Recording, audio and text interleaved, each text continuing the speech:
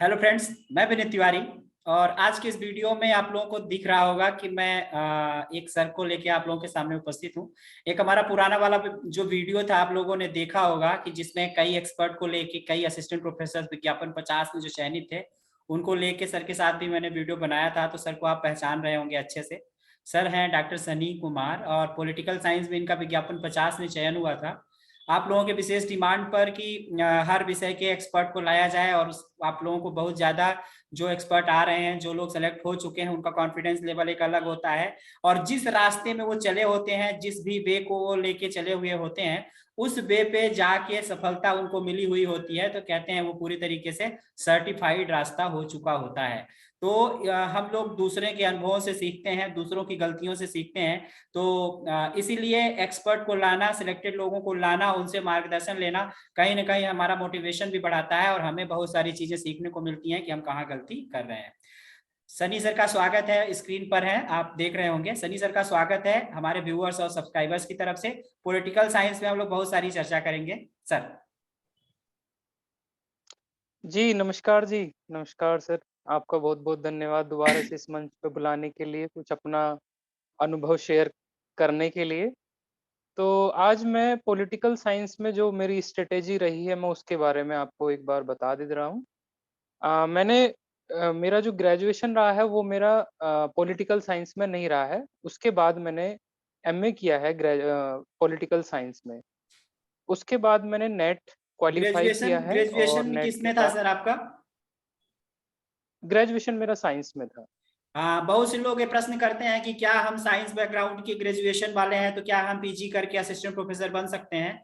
तो आपको मैं बता देना चाहता हूँ, यहाँ पे बहुत से लोगों के इस प्रश्न का भी उत्तर मैं दे देना चाहता हूँ कि आपका जो आर्ट के बैकग्राउंड के सब्जेक्ट्स होते हैं, जो एमए के सब्जेक्ट होते हैं, उसमें साइंस वाले भी, कॉमर्स वाले भी मास्टर कर सकते हैं और आप 55% के साथ एमए करके नेट निकाल के और असिस्टेंट प्रोफेसर आप बन सकते हैं सर।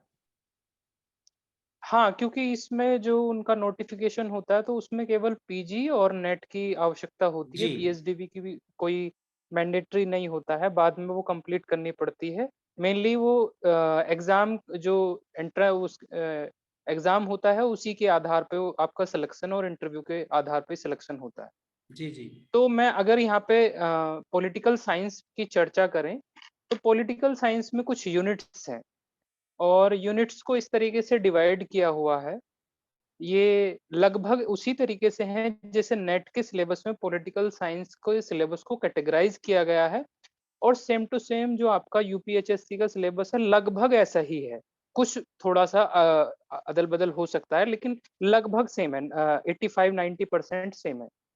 तो इसमें एक तो है पॉलिटिकल थ्योरी और एक है वेस्टर्न पॉलिटिकल थॉट और एक है इंडियन पॉलिटिकल थॉट। ये तो हैं थॉट आपके। तो इसमें आपका जो सिलेबस है, वो सेम वही है जो नेट का सिलेबस है। इंडियन पॉलिटी है, इंटरनेशनल रिलेशन है, गवर्नेंस है और इन्होंने एक चीज़ और ऐड की थी जिसको इन्होंने पॉलिसी के रूप में दिया था कि जो पॉलिसीज़ होती हैं, नीतियाँ होती हैं, उनको किस तरीके से आप सॉल्व करेंगे। जैसे गवर्नमेंट की पॉलिसी आई हैं, जैसे मनरेगा पॉलिसी है या जैसे अ, आयुष्मान भारत है, ये गवर्नमेंट पॉलिसी पे भी क्वेश्चन पूछे जाते हैं। तो मैं अगर अपनी स्ट्रैटेजी की बात करूँ, तो मेरा जो पढ़ने का तरीका था वो ये था टाइम टेबल के अकॉर्डिंग पढ़ता था कि सपोज़ दैट मुझे 2 महीने में कुछ चीज़ें कंप्लीट करनी है, तो 2 महीने का मतलब 60 डेज़ मेरे पास हैं। तो 60 डेज़ में मैंने कैटेगराइज़ किया कि 10 दिन मुझे पॉलिटिकल थ्योरी और वेस्टर्न थॉट को देने हैं, मतलब एक रिवीजन के तरीके से। सिलेबस तो आपको पूरा पढ़ना पड़ता ही है। कंपैरेटिव पॉलिटिक्स को 5 दिन देने हैं, इंडियन पॉलिटिक को आपको 7 दिन देने हैं। इस तरीके से मैं कैटेगराइज़ करके पढ़ लेता था, ठीक? और उसके बाद अगर मुझे दोबारा से टाइम बचता था, तो फिर मैं और थोड़ा-सा कम में कर देता था मतलब रिवाइज़ करने के लिए। इसलिए मेरे पास नोट्स भी थे, बुक्स भी थी और वेरी कंसाइज़ नोट्स भी थे। तो इस तरीके से मैंने पढ़ाई की है। अगर मैं बुक लिस्ट की बात करूँ तो पॉलिटिकल थ्योरी में मैंने ओपी गाबा को पढ़ा है, an introduction to the political theory वहाँ से कवर की है, बहुत बेहतरीन बुक है, मुझे उससे अच्छी बुक अभी तक कोई नहीं लगी है। मुझे बहुत अच्छी बुक लगी है। वेस्टर्न पॉलिटिकल थॉट में मैंने 2 बुक को पढ़ा है। उसमें एक तो ओपी गाबा की ही, क्योंकि ओपी गाबा की एक खासियत है जो मुझे लगती है कि ओपी गाबा की जो भाषा है वो बहुत ईज़ी है, मतलब ज़्यादा हार्ड लैंग्वेज नहीं है। और मैं इंग्लिश में पढ़ता था, तो हिंदी में भी वो आती है और इंग्लिश में भी आती है। वेस्टर्न पॉलिटिकल थॉट की मैंने एक और पढ़ी थी कुछ दिन तक।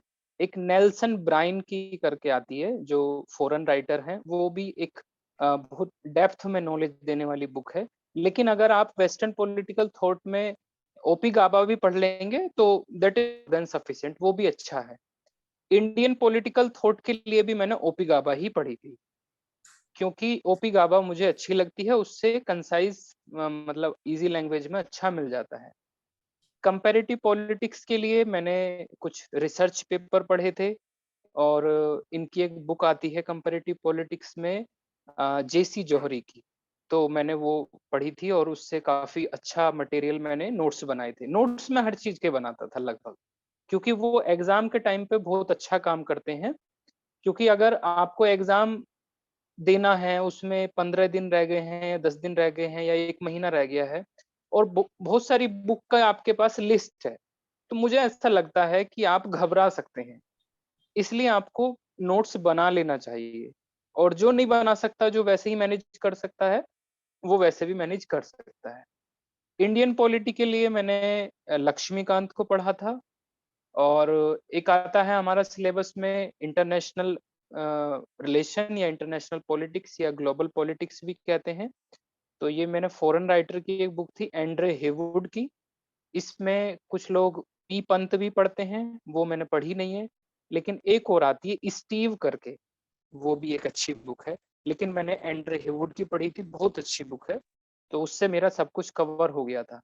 गवर्नेंस के लिए मैंने इंटरनेट का बहुत सहारा लिया, यूट्यूब का बहुत सहारा लिया, और आपकी कुछ वीडियोज़ आती थीं, तो उसके द्वारा मुझे काफ़ी चीज़ें पता चली कि कैसे-कैसे पढ़ते हैं। और इन चीज़ों पे एक चीज़ और मैंने ध्यान दिया था इस बार, जो ये मैंने पेपर दिया, मैंने पॉलिसी के लिए भी नोट्स बनाए थे।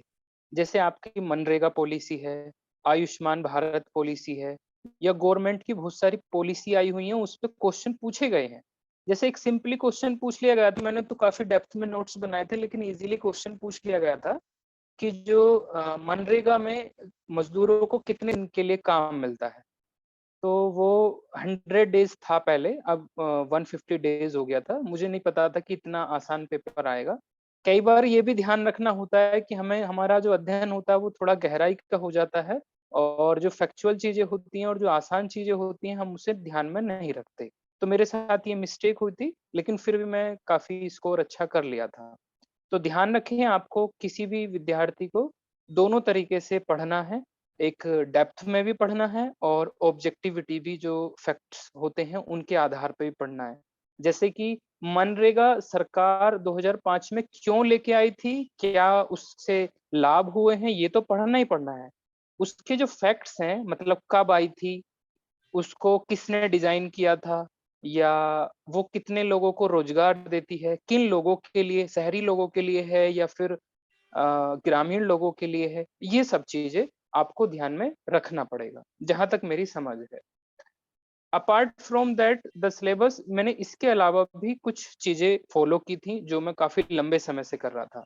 नेट्स के क्लियर होने से पहले ही मैं का मतलब फ़ॉलो कर रहा था। मैंने लास्ट वीडियो में भी डिस्कशन किया था इसके बारे में, कि जो द हिंदू का या न्यूज़पेपर का जो एडिटोरियल होता है, इंडियन एक्सप्रेस का या द हिंदू का, मैं उसको पढ़ता था एडिटोरियल को, क्योंकि एडिटोरियल में जो रिसर्चर होते हैं, या हमारे गवर्नमेंट ऑफ इंडिया के, गवर्नमेंट ऑफ यूपी के जो सेक्रेटरी होते हैं, या जो राइटिंग करते हैं, जो न्यूज़पेपर एडिटोरियल लिखते हैं, उनके विचार आते हैं कि किसी भी टॉपिक पे क्या उनकी राय है, पॉजिटिव राय क्या है, नेगेटिव राय क्या है, तो इन सब चीज़ों को मैं पढ़ लेता था। पढ़ने का टाइम नहीं बचा तो मुझे यूट्यूब से डिस्कशन करने का टाइम मिल जाता था। एक चैनल है ओनली आईएएस, तो वहाँ के जो सर हैं, सुमित सर पढ़ाते हैं एडिटोरियल डिस्कशन को, वो आधे घंटे का मैं ज़रूर कवर करता था। उसी पर एक 15 मिनट की एक चीज और आती है, उसे हम कहते हैं, उनका नाम है प्रीलिम्स बूस्टर। उसमें छोटी-छोटी न्यूज़ होती हैं, तो उस टाइम पे मैंने ये कवर किया था। कुछ टाइम के लिए मैंने घटना चक्र भी पढ़ा, घटना चक्र भी देखा। ये तो मेरी रही स्ट्रैटेजी सिलेबस को कवर करने की। अब सिलेबस को किस तरीके से और दृढ़ बनाना है और किस तरीके से और अच्छा बनाना है। तो मैंने एक स्ट्रैटेजी और अपनाई थी जेआरएफ करने से पहले। उसमें क्या किया था मैंने, करीब नेट के 5 साल के पेपर निकाले और उनको मैं सॉल्व करता था। मतलब केवल उनका एक क्वेश्चन का आंसर क्या है ये नहीं लिखना। मैंने ये लिखा था कि एक क्वेश्चन है, उसके 4 विकल्प हैं, उसके 4 ऑप्शन हैं। हर एक क्वेश्चन के हर एक विकल्प के बारे में लिखा। सपोज दैट हमारा मनरेगा है, मनरेगा पे कोई क्वेश्चन आ गया, या फिर आयुष्मान भारत पे कोई क्वेश्चन आ गया, या कॉन्स्टिट्यूशन पे कोई क्वेश्चन आ गया। उसमें 4 ऑप्शन दिए हैं, उनमें से हो सकता है एक आंसर उसका हो। लेकिन मैंने चारों के बारे में लिखा, जिससे कि मुझे आगे को इनके बारे में भी ना पूछा जाए। तो उससे मेरी काफ़ी समझ बढ़ गई थी। ये मेरा अध्ययन करने का तरीका रहा। ये बहुत बढ़िया अध्ययन करने का तरीका था सर। ये इसके ऊपर मैं एक वीडियो भी एक बार बनाया था कि जो क्वेश्चन पेपर बनता है उसमें जो ऑप्शंस रहते हैं इस विज्ञान में, उसमें भले ना पूछा जाए लेकिन नेक्स्ट में वो पढ़ते हैं, क्योंकि जो क्वेश्चंस के ऑप्शंस होते हैं वो की टर्म्स के बेस पे बनते हैं। उसमें जो की टर्म्स होते हैं नेक्स्ट एग्जाम्स में पक्का देखने को मिलते हैं। और कोई सिलेबस होता है उसमें कुछ इंपॉर्टेंट चीजें उसमें होती हैं, तो कहाँ से लाएगा? जो एग्जामिनर होता है उसी से उसको बनाना है। तो ये आपका बहुत बढ़िया तरीका था सर, बहुत जी, बेहतर जी, था जी। जी।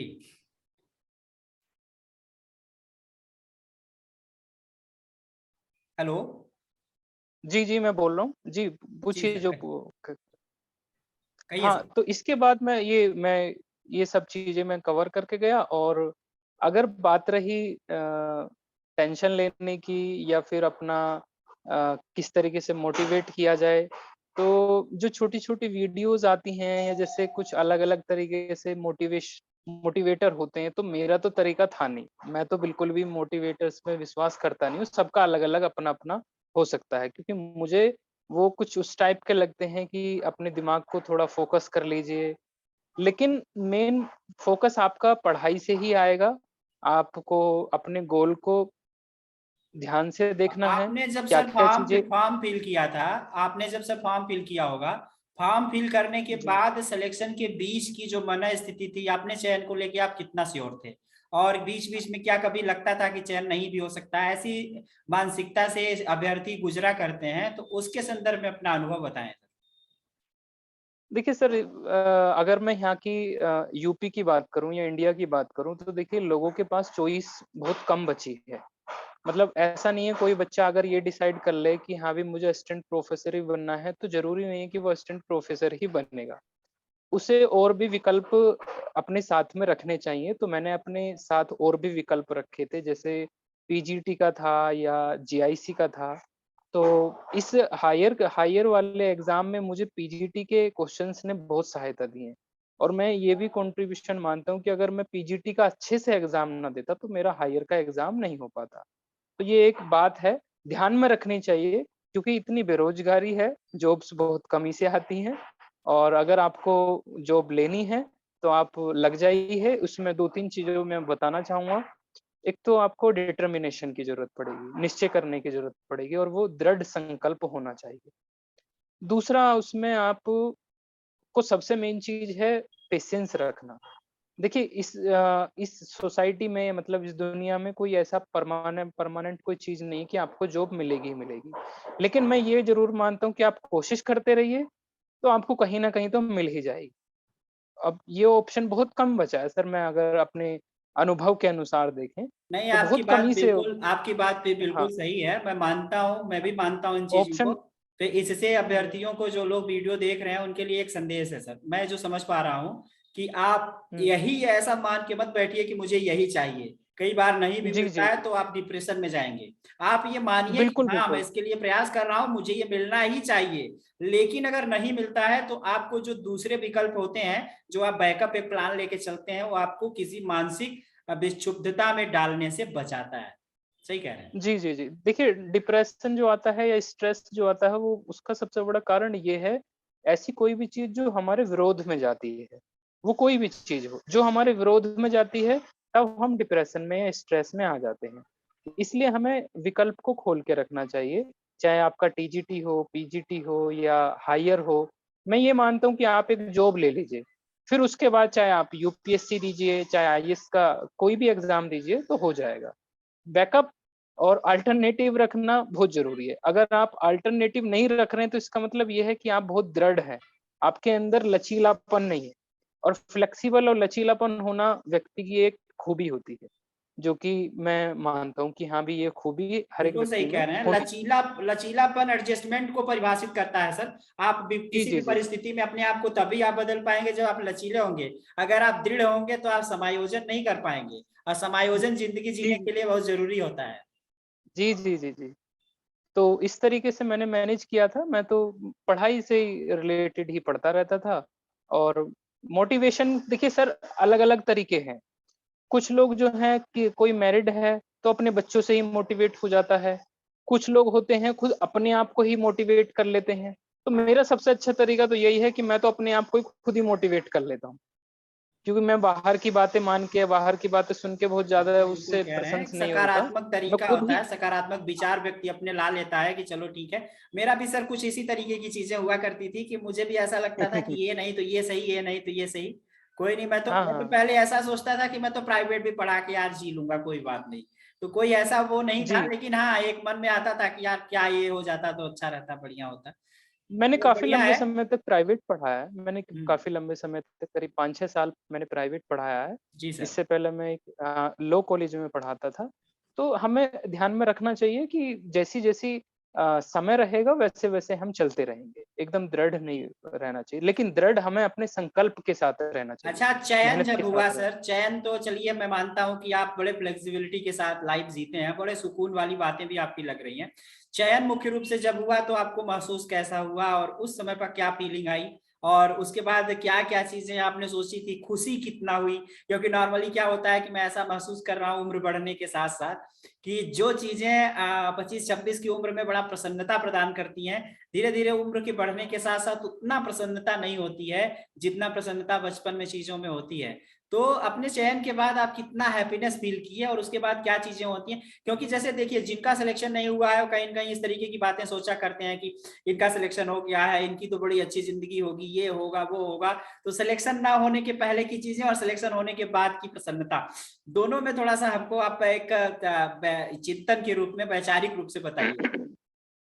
मतलब फाइनल सिलेक्शन में ना? जी जी। फाइनल सिलेक्शन में मेरा बस ये था, अगर मैं पहले दिन की बात करूँ तो जिस दिन मैं मतलब ट्रेन से मैं लौट रहा था, मेरे जितने भी इंटरव्यू हुए थे, करीब 25 मार्च से इंटरव्यू चल रहे थे और 19 जुलाई तक इंटरव्यू कंप्लीट हुए थे। तो मेरा लास्ट इंटरव्यू था, मतलब 19 तारीख में ही हमारा पॉलिटिकल साइंस का लास्ट इंटरव्यू था आयोग में। और मेरे बाद 2 लोग थे, और मुझे बाद में पता चला कि उन दोनों का भी चयन हुआ है। तो जब मैं वहाँ से लौट रहा था, तो मुझे ट्रेन में ही वो इसका रिज़ल्ट आ गया था। तो अगर मैं खुशी की बात करूँ तो इंस्टेंट तो खुशी होती ही है, लेकिन मेरी लॉन्ग टर्म की मतलब खुशी आपने केवल। आपने दिन में इंटरव्यू दिया लगभग 3-4 बजे, और लगभग 7-8 बजे शाम को आपको पता चल गया कि आपका चयन हो गया है, ऐसा जी, हुआ? जी, जी। जी, अच्छा। जी, जी। मेरा जो इंटरव्यू हुआ था करीब 4:30 के आस-पास हुआ था। जी जी। और रिज़ल्ट मैं ट्रेन में था उस टाइम पे 8:30 के आस-पास मेरे को ट्रेन में ही रिज़ल्ट मिल गया था। तो पहले दिन तो उस रात में मेरे को ये था कि हाँ, इस पल को थोड़ा और खुशी के साथ जिया जाए। सोने का मन नहीं कर रहा था, तो मैं सोया नहीं था काफ़ी लंबे टाइम तक। तो ये मेरा था। लेकिन हाँ, मैं जो मेरा जैसे मैं बताया ना, मैं साइंस से बैकग्राउंड से आया हूँ। तो साइंस बैकग्राउंड से जब कोई आता है तो कुछ सोच के आता है। तो मेरे को ये था कि हाँ, भई मुझे पॉलिटिकल साइंस, सोशियोलॉजी ये सब चीज़ों के बारे में कॉन्सेप्ट को समझना है। और मुझे समझ के आगे रिसर्च करनी है। इसमें ये नहीं था कि हाँ भी मुझे गवर्नमेंट जॉब ही चाहिए, प्राइवेट भी हो अच्छी उसकी तो वो भी चलेगी। लेकिन गवर्नमेंट होगी तो वो और भी अच्छा होगा। तो इसमें ये था कि हाँ, बस मुझे इकोनॉमिक संसाधनों को जुटाने के लिए, जो जीवन को चलाने के लिए बेसिक नीड होती है, इतना मुझे सैटिस्फैक्शन हुआ है जॉब से। अगर मैं अपनी पर्सनल राय रखूँ यहाँ यूट्यूब पे, तो मेरा जो इकोनॉमिक सेटिस्फेक्शन मतलब इकोनॉमिक जो होता है, उतना तो सेटिस्फेक्शन हुआ है। नहीं तो अभी भी बहुत सारे स्ट्रगल हैं लाइफ में, वो चलते रहेंगे, आगे भी हैं, धीरे-धीरे ही प्राप्त होते हैं। केवल ये नहीं है कि हाँ, भी आपको जॉब मिल गई तो सब कुछ मिल गया, मेरे लिए ये सब कुछ नहीं है। हाँ, लेकिन हाँ, इतना है कि हाँ, जॉब मिलने से हम मानसिक रूप से, आर्थिक रूप से स्थिर काफ़ी हो जाते हैं। सही और मैं बात तो है। वो ये कहता हूँ गब्बर कि हर फिल्म एक में व्यक्ति सर, गब्बर फिल्म में अक्षय कुमार का डायलॉग है, वो जो हॉस्पिटल वाला सीन होता है, तो उसमें जब वो जी, जी। गलत तरीके से उसके पति का इलाज करते रहते हैं, तो बाद में अक्षय कुमार उन लोगों से 50 लाख रुपए लेके जब देता है, तो एक बात कहता है कि मैं आपका दुख तो खत्म नहीं कर सकता, लेकिन जिंदगी थोड़ी सी आसान हो जाएगी इन पैसों से। तो बस ये हाँ, पैसे जो है बिल्कुल। वो जिंदगी को थोड़ा सा आसान कर देते हैं, बाकी ऐसा नहीं है कि जॉब लगने के बाद ऐसा कोई विशेष चीज हो जाती है। हाँ, जिंदगी में जो स्ट्रगल नहीं, होती नहीं, है, नहीं, दिक्कतें होती हैं, नहीं। उनमें आसानी होती है। नहीं, नहीं, वो पहले भी थी और अभी भी हैं और आगे भी रहेंगी और हमेशा रहेंगी। बस इन्हें सही मैनेज बात। करना सीख लेना चाहिए, तो लाइफ थोड़ा-सा आसान और ईज़ी पड़ जाती है, फ्लेक्सिबल रहना चाहिए कुछ जी जी चीज़ों को जी। अपना के। जी, जी, जी।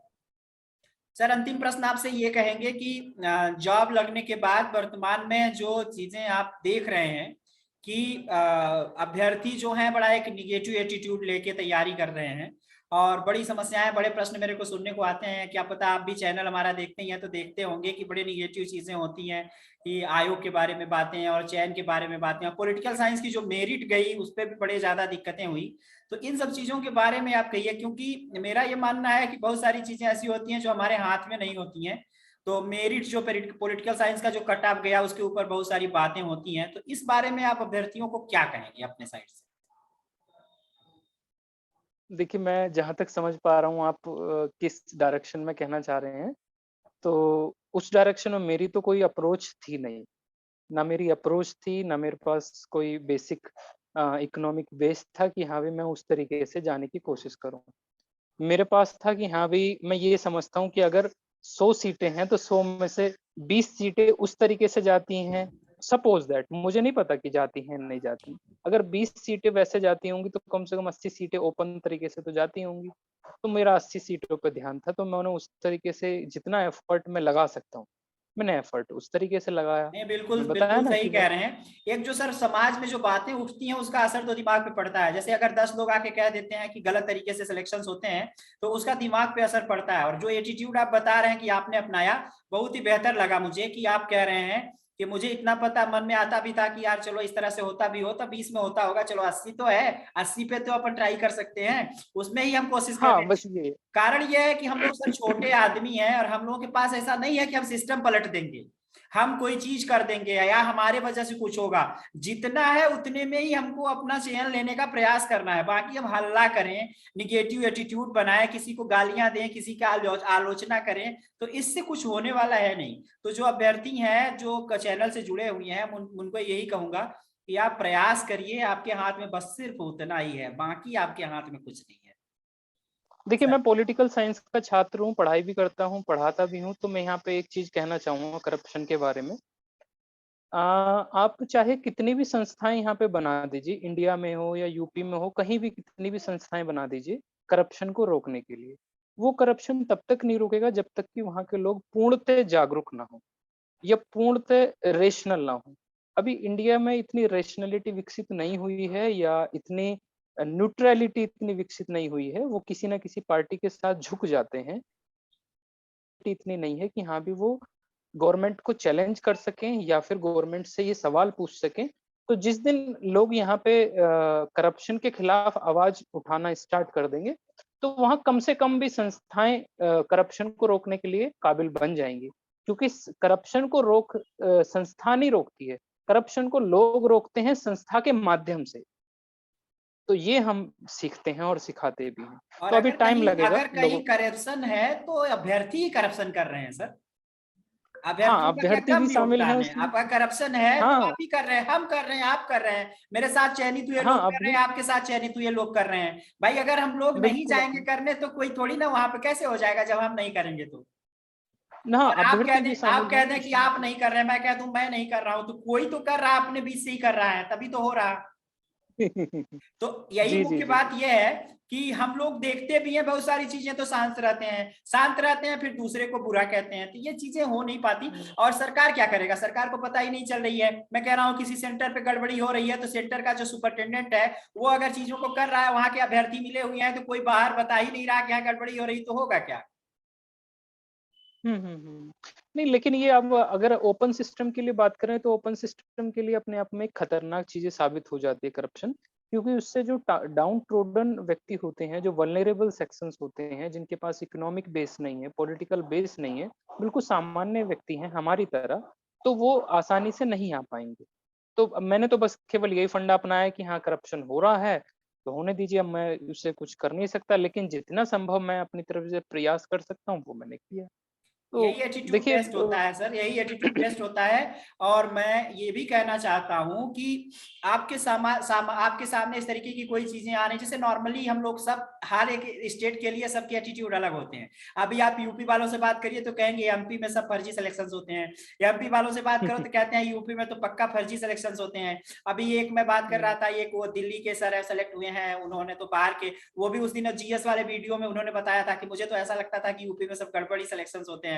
तो पंजाब वाले कहते हैं यूपी बिहार में तो सिर्फ चोरी ही होती है। कुछ दिन पहले मैं पंजाब में भी पढ़ाया हूँ कुछ दिन प्राइवेट कॉलेज में।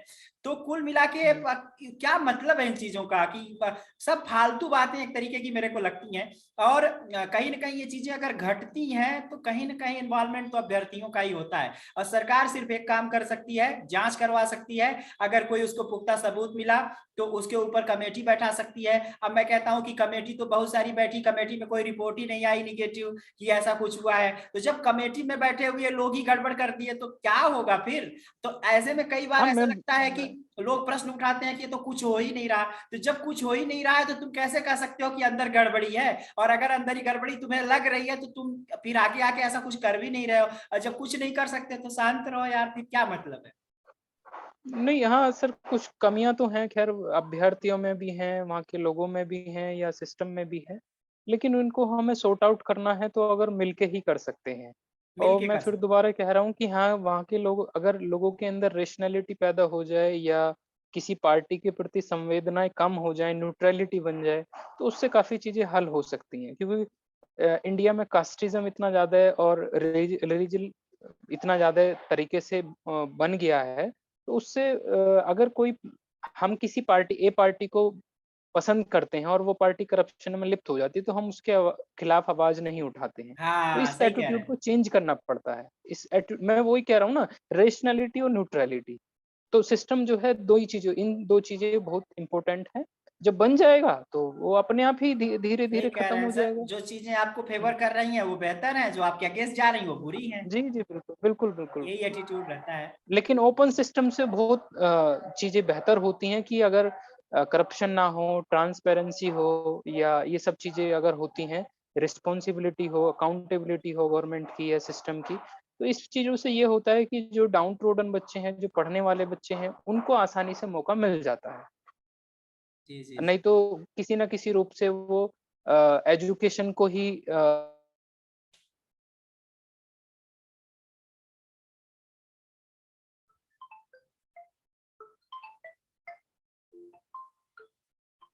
बेहतर भी संभव होगा, हम पूरा प्रयास करेंगे।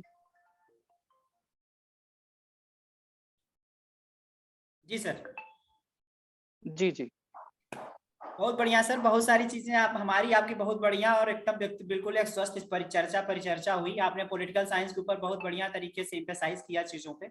उम्मीद है लोगों को, पॉलिटिकल साइंस के जो लोग बहुत ज्यादा मात्रा में कमेंट कर रहे थे कि पॉलिटिकल साइंस के सर को लाइए, तो उन्हें काफी मदद मिलेगी।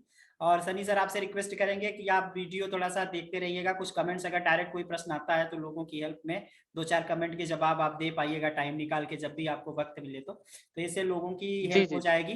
तो ये चीजें हम जी लोग जी। करेंगे। और आने वाले टाइम में सर आपकी जरूरतें होती रहेंगी तो हम आपको बुलाते रहेंगे। आप हमारा सहयोग करिए, लोगों का सहयोग करिए। बाकी जिस हिसाब से आप कूल हैं, शांत हैं, बड़ा एक जिंदगी को लेके थोड़ा सा मैं देख रहा हूँ कि आपका कॉन्सेप्ट बड़ा क्लियर है। तो ये जो कॉन्सेप्ट क्लियर है आपका, ये बहुत ज्यादा मात्रा में बताता है कि आपका जो सिस्टम है बड़ा क्लियर है और आपका पूरा डेस्टिनेशन तक कब कैसे कितना जाना है ये पूरा एकदम नाप तोल के आप रखते हैं। ये बहुत बड़ी बात लगी मुझे, और इसके पहले आपका हमारा बहुत बातचीत नहीं हुई थी, इसलिए ज्यादा मैं आपके बारे में चीजें नहीं जानता था। लेकिन जी, जी। जिंदगी को लेके जिसका कॉन्सेप्ट क्लियर हो गया उसका सब क्लियर हो गया। जब कॉन्सेप्ट नहीं क्लियर रहता है तब अमीर बनने की इच्छा होती है, जब कॉन्सेप्ट नहीं क्लियर होता है तो बड़ा आदमी बनने की इच्छा होती है, लेकिन जैसे ही कॉन्सेप्ट क्लियर हो जाता है तो आदमी एक साफ सुथरा टाइप से अपना चलना स्टार्ट करता है, और उसी व्यक्तित्व के आप हमें लगे। आपका बहुत बहुत धन्यवाद, आप चैनल पे आए और लोगों को आपने मार्गदर्शन दिया। जी, जी, धन्यवाद। ठीक है sir, thank you sir. Thank you, thank you, thank you.